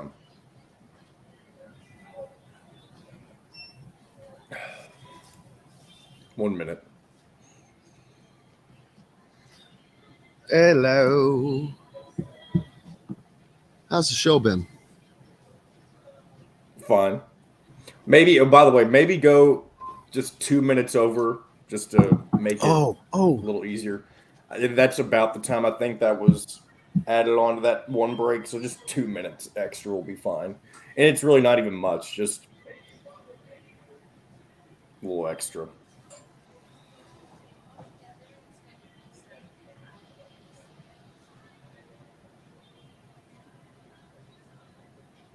We have not once talked about reminded about the Hoosier.com. Oh, yeah, that's right. All right, here we go. Delicious 5-star comfort food with a Southern charm at 2-star prices. Southern Stone Restaurant is part of Endeavor Hospitality's Wow Club. This segment is brought to you by Bubba's 33 in Clarksville. Pizza, burgers, beer. Now back to the Golf Club at Eagle Point Studios for more Indiana Sports Beat Radio with Jim Coyle, presented by Endeavor Hospitality Group and Andy Moore Honda of Bloomington. Welcome back, Indiana Sports Beat Radio here on this Friday. I hope you had a great week and ready for the weekend because it's here whether you did or not. And looking forward to it. It is cold as you know what out there, but tomorrow will be hotter than Hades inside Simon Scott Assembly Hall as number 1 Purdue comes to Bloomington. That has never happened, and it is going to be a live wire, peeps. Don't forget, you want to, for those of you that cannot attend, make sure you either simulcast the Don Fisher broadcast or the TV broadcast along with the Hoosier.com cast with Charlie Miller. We're waiting to confirm his special guest tomorrow. Hopefully it's going to be AJ Guyton, but we have not confirmed that yet. But either way, it's going to be somebody fun, and it'll always be a great time. Everyone seemed to really enjoy the last one, enjoyed the first one that we did as well. Just something different that I thought of, so hope you guys enjoy that. I went back and watched them, and I got to tell you, I'm like, wow, those guys were great. Charlie did an awesome job. Robbie Eggers did a great job. It just goes to show you, it doesn't matter who you are, man, whether you're the 13th guy on the bench or even walk-ons. Those guys got a basketball education, and they can talk about the game in ways that most people can't. So looking forward to that. Don't forget the Hoosier.com cast with Charlie Miller tomorrow for the Purdue game. We'll get that sent out, but you can always just go to @Indiana Sports Beat Radio on YouTube. If you haven't hit the subscribe button, you should, and the like button as well. We'd really appreciate that. That helps us out greatly, but definitely hit that subscribe button so you can stay up to date on all the things that we do have going on so you don't miss a show, especially one of the Hoosier.com cast. That'd be fun. I should have got Charlie to come on today to talk about that. But yeah, what a great job they did with that. John, did you get a chance to watch any of that? Oh, unfortunately, I did not, but I did help them get set up. So there was, I was a part of the preparation process. There is that. But yeah, it was. I was like, man, that's pretty cool. It's fun. It's fun to watch. It was fun for me to, even though the game was, you know, I had to go back and watch it, but it was fun for me to watch those guys getting exciting, watching the game, and, you know, really being into the game. Not sure what Robert's asking, what happened with all the repeats. I'm not sure what you mean by that. So be a little more specific. But yeah, it was awesome watching those guys get into it, going, you know, reacting and then coming back and really talking about the game while it's going on. You know, hey, they did that there. They really shouldn't have done that. This is what they should have done this, which, you know, I just think is a lot cooler and a lot better than waiting until the game's over with. And then you got to wait and remember what to ask, and they have to remember, oh, yeah, I remember that play now, as opposed to just doing it as it goes along. So hope you guys enjoy that, and jump in and tune in on that again tomorrow at 4 o'clock. Don't forget the Hoosier.com cast with Charlie Miller and hopefully a special guest, AJ Guyton. And speaking of AJ, how about his daughter killing it? You know, she's got offers from all over the place, including Iowa, and she's only a sophomore. I saw AJ send something out yesterday. There's another one coming. He's got a son playing, and he was knocking it down too. He looked like a chip off the old block. So congratulations to those guys. I wonder who all we're going to see out at the game tomorrow. Former players wise, I'm sure that there will be a few extra that make their way into Simon Scott Assembly Hall. John Laskowski is generally there a lot. Of course, he lives here in Bloomington, but it will be interesting to see who else is able to make it out tomorrow. This is one of those games where you need the older players coming around. I think that the guys like Gabe Cups, Jalen Harrelson, those guys, they need to see the older players hanging around. I mean, you want to talk about bringing it full circle? That's talking about guys that haven't even come here with guys that have been here and gone. That's full circle. That's showing them what a program is about. And I think that that's something Indiana desperately needs because of all of the cuts in the chain, I guess you'd say, basketball chain, after Bob Knight, Mike Davis, and then there's, boom and boom and boom and boom. There's too many different links in the chain that have been cut, whether it's after Sampson or Dan or Tom Crean or Archie Miller. That's just a lot of coaching during that time. So you've got guys that played for different people and have allegiances to so many different places.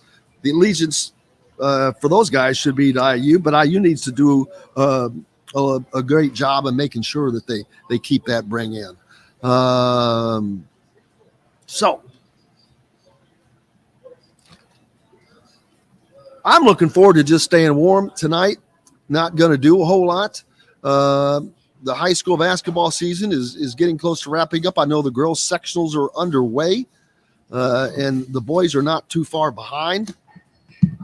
And then we've got this Sunday, we John Boy, you've got the first flag football all-star game. Is that right?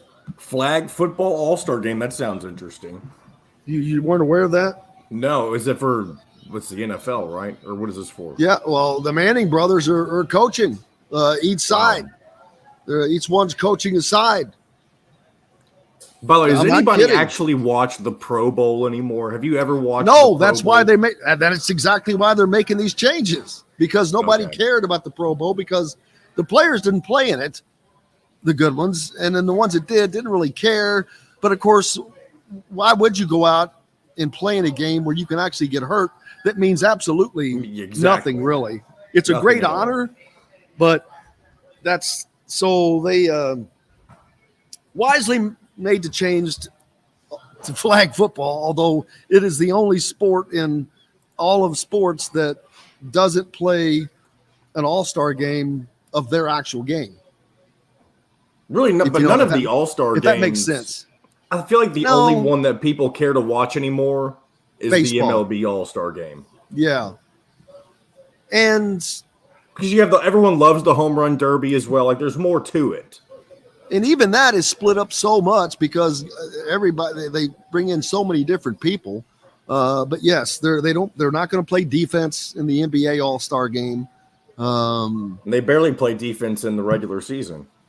All-Star games are almost pointless, to be honest with you. I think they should be elected to them, but yeah, I feel like it was a cooler thing back in the day because the accessibility to see players all in one place like that was much less. And so it was more of a novelty. Nowadays, it just seems like it's like there's a reason nobody cares about it anymore. Philip pointing out a stat there. Yeah, I've thought about that. Indiana's not. I mean, they've only done it twice, obviously, but they haven't won any time we've done a simulcast. Well, mercy. That's not our fault, baby. They've got to hold their end up, right? They do. Do we want to hear from Mr. Mike Woodson? I forgot. Thank you. I apologize. I'm glad you reminded me. Mike Woodson met with the media, met with us yesterday. We were able to talk to him in advance of this game with Purdue, and I asked Mike about their freshmen, Purdue's freshmen, and what Indiana could do with them to try to affect the game. Listen, guys, when we're good, we defend, we rebound, and we share the ball, and we shooting the ball. I mean, coming into the Maryland game, we had been playing great offense. I mean, no doubt about it. Everybody, the ball was moving, and guys were making shots and feeling good about themselves. Well, the same thing has got to apply on Saturday. I mean, we got to make shots, and then our defense has got to hold, man. We got to defend and rebound. I mean, it will be a battle because they defend too. They try to get after it as well. So, when you got two teams that are banging around, best man's going to win. It's kind of how I look at it. And, I'm just anxious to get to the game to see where we are against, the number one team in the nation. There you go. And he will get the chance tomorrow at 4:00 to see where Indiana will get the chance to see where they are against the number 4 team in the country. They've had some great opportunities earlier this season against Arizona and Kansas, and of course, those did not turn out well for the Hoosiers, but they have yet another opportunity, and that comes tomorrow. Alec Lasley from Hoosier.com also on yesterday asked about Purdue's guard play. Let's hear what Mike had to say. They've done a tremendous job. I mean, what can you say? You got playing with 2 freshmen and a big guy in the middle. That says a lot. Matt has done a great job with his ball club. They say you can't win with freshmen, a lot of times in college basketball, but they're proving that, they belong, and they're in a system that fits them, and they're playing well. There you go. And as I've said, Indiana, I think, is just going to have to get into those guys. And while you just can't give them any confidence in tomorrow's game, if Indiana gets up into their face, gets up into their jersey, like Mike Woodson just said, when we're good, we defend. If they're not playing good defense, they're not going to win anything. All this talk and all this stuff that everybody, me included, talked about, it comes down to 6 words. 6 words. It's all that needs to be said. Got to make shots. Got to play defense. That's it. Period. End of story. I don't care about Trace Jackson Davis. I don't care about Zach Edey. I don't care about Purdue's freshman guards. I don't care about Jalen Hood-Schifino. It comes down to whatever team makes their shots and plays defense is going to win this game. Period. So hopefully they both do, and it's a hell of a game. Looking forward to it. But man, oh man, if Indiana can knock them off, that will upset the apple cart a little bit. I don't know that it's going to affect the Big Ten standings greatly, because I just don't know that enough teams are going to be able to knock Purdue off. They've got just too good of a head start, only losing 1 game to be caught. I'm not saying it's impossible. It's not impossible. Still got enough games to go, but you got to find somebody that can beat Purdue, and only one team has found a way to do that so far, and that was Rutgers, who Indiana did not take care of. So Indiana's going to have to play with moxie as well. They cannot come out with anything less than a, pardon my language, but pissed off type attitude. You have to come out ready to play. You have to come out mad at home. You have to come out ready to punch somebody in the face, because if you don't, you're going to get punched in the face, and we've seen that happen to them this year. So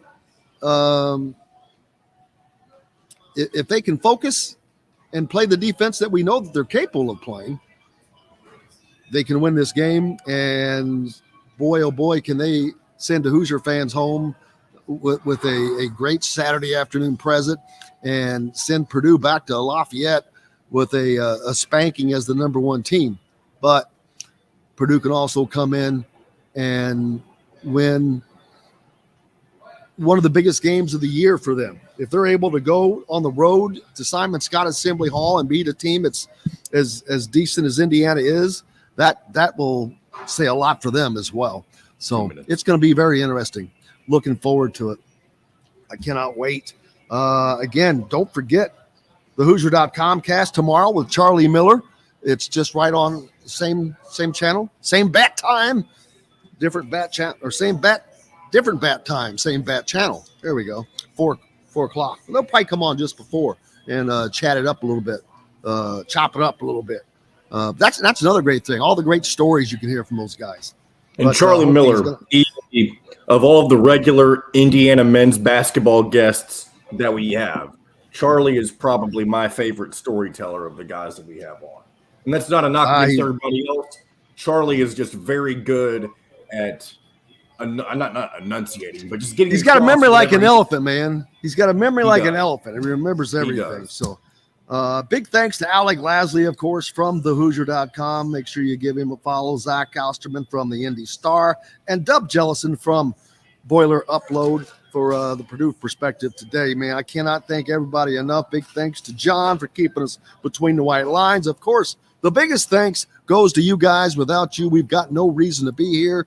Tomorrow, back to do the Hoosier.com cast with Charlie Miller. I'll pop in during the game at points to see if I can jump in on there. But until then, you guys go out and have yourselves a great day. I'm Jim Coyle. I will see you on the radio.